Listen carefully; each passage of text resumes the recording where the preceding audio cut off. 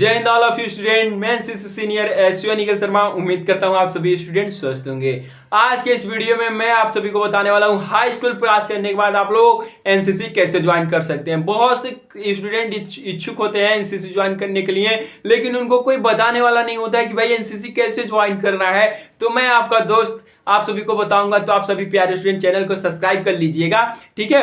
आइए मैं आप सभी को बताता हूं एनसीसी ज्वाइन करने से पहले एनसीसी के बारे में कुछ यूनिक चीज जान लेते हैं, ठीक है। सबसे पहले मैं बात करूंगा एनसीसी आप सभी को आर्मी, नेवी, एयर विंग तीनों में देखने को मिलेंगे। आप जिसमें दिलचस्पी रखते हो उस विंग में ज्वाइन कर सकते हो।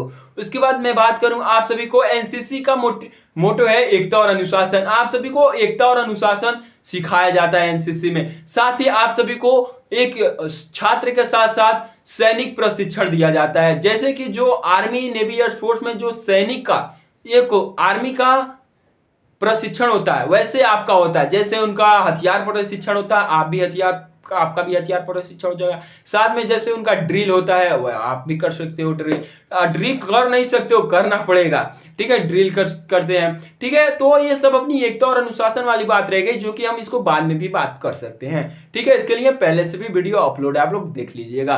तो चलिए हम लोग बताते हैं पूरी प्रोसेस एनसीसी ज्वाइन करने का, हाई स्कूल पास करने के बाद कैसे ज्वाइन करना है। तो चलिए शुरू करते हैं। आप सभी प्यारे स्टूडेंट ध्यान से सुनिएगा। सबसे पहले मैं बात करूं, अगर आप हाई स्कूल पास कर चुके हैं तो आप सभी लोग एनसीसी ज्वाइन कर सकते हैं। एनसीसी सर्टिफिकेट 3 सर्टिफिकेट होता है, NCC A certificate, B certificate and C certificate.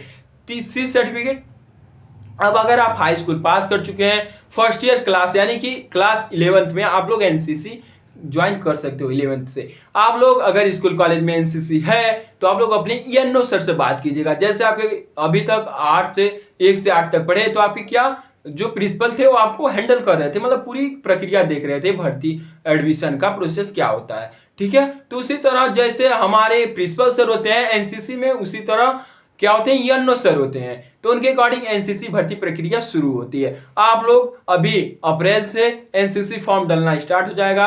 अगर आपको एनसीसी ज्वाइन करना है तो आप लोग ईएनओ सर से बात करके एनसीसी ज्वाइन कर सकते हो, ठीक है। फॉर्म डाल सकते हो कि सर हमें भी एनसीसी ज्वाइन करना है। फॉर्म फिलअप करना होता है, जैसे आप लोग स्कूल में रजिस्ट्रेशन कराते हो वैसे एनसीसी में भी नामांकन के लिए एनसीसी फॉर्म भरा जाता है, ठीक है। अगर आपके स्कूल कॉलेज में एनसीसी नहीं है, अगर आपके बगल में मतलब आपके क्षेत्र में किसी भी स्कूल कॉलेज में एनसीसी है, तो आप वहां के एनओ से बात करेंगे कि सर हमें एनसीसी ज्वाइन करना है, हम इस क्लास में पढ़ रहे हैं। और देखिए अगर आप भी देखिए हाई स्कूल पास कर चुके हैं तो आप सीधा फर्स्ट ईयर से बी सर्टिफिकेट लिए अप्लाई करेंगे। आपके पास ए सर्टिफिकेट नहीं है तो कोई बात नहीं, आप बी सर्टिफिकेट लिए अप्लाई कर सकते हो, लेकिन बी नहीं है तो सी सर्टिफिकेट लिए अप्लाई मत करना, ठीक है।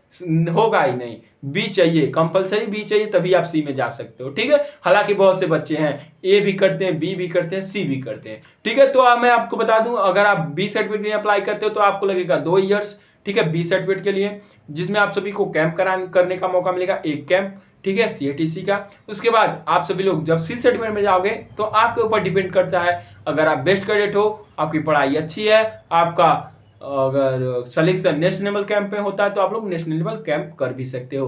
बहुत से एक्टिविटीज कराई जाती हैं, ठीक है।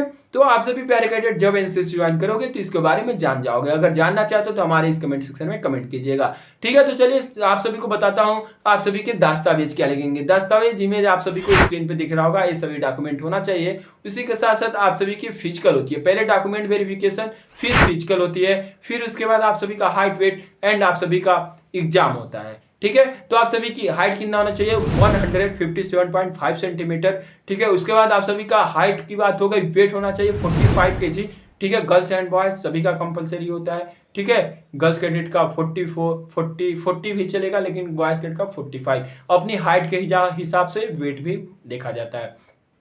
उसके बाद रनिंग की बात करें तो रनिंग भी होती है उसमें, जो कि गर्ल्स कैडेट की 600 से 800 मीटर, बॉयज कैडेट की 800 से 1600 मीटर। बाकी आप सभी को बीम एंड पुशअप खींचने के लिए बोला जा सकता है, ठीक है। ये सब भर्ती प्रक्रिया इसलिए होता है क्योंकि स्कूल कॉलेज में सीट कम एंड बच्चे ज्यादा हो जाते हैं, तो कुछ बच्चों को हटाने के लिए ये सब भर्ती प्रक्रिया की जाती है, ठीक है। इसी के साथ साथ आप सभी की एग्जाम की बात करें तो एग्जाम की पूरी तैयारी हमारे इस चैनल पे होती रहेगी। इसीलिए मैं बोला आप सभी प्यारे स्टूडेंट हमको एक अपना दोस्त समझकर, एक सलाहकार समझकर चैनल सब्सक्राइब कर लीजिएगा। रोज आप सभी की एनसीसी की मॉडल पेपर आप सभी को देखने को मिलेगा, ठीक है। आप सभी की पूरी एनसीसी की एग्जाम कैसे होती है, क्या क्या क्वेश्चन आते हैं, कैसे क्वेश्चन आते हैं, पूरी तैयारी होती रहेगी। ठीक है, अभी आप सभी को अगर कोई डाउट रहता है तो आप सभी प्यारे स्टूडेंट बेझिझक इस कमेंट सेक्शन में कमेंट कीजिएगा। ठीक है, क्योंकि मेरे प्यारे स्टूडेंट इस दुनिया में आपका परिचय केवल आपकी सफलता ही करवा सकती है। अगर मेरे प्यारे स्टूडेंट कम उम्र में सक्सेस नहीं हुए, सफल नहीं हुए, तो आपके माँ बाप दवा के बिना मारे जाएंगे। मेरे प्यारे स्टूडेंट देखिए, कम उम्र में सफल होना बहुत ही अच्छी बात है। मेरे प्यारे स्टूडेंट मेहनत करते रहिए। अगर आप सभी को पढ़ाई का मौका मिल रहा है तो जरूर पढ़िए, क्योंकि पढ़ाई हर किसी को नसीब नहीं होता है। ठीक है, और आप सभी लोग, मैं उम्मीद करता हूँ आप सभी प्यारे स्टूडेंट को हमारी बात बहुत अच्छी लगी होगी और आप सभी प्यारे स्टूडेंट को बहुत अच्छे से समझ में आएगा। इसी के साथ साथ मैं NCC senior SU Nikhil Sharma आप सभी प्यारे स्टूडेंट से मिलता हूँ नेक्स्ट वीडियो में। तब तक के लिए आप सभी को जय हिंद, जय भारत।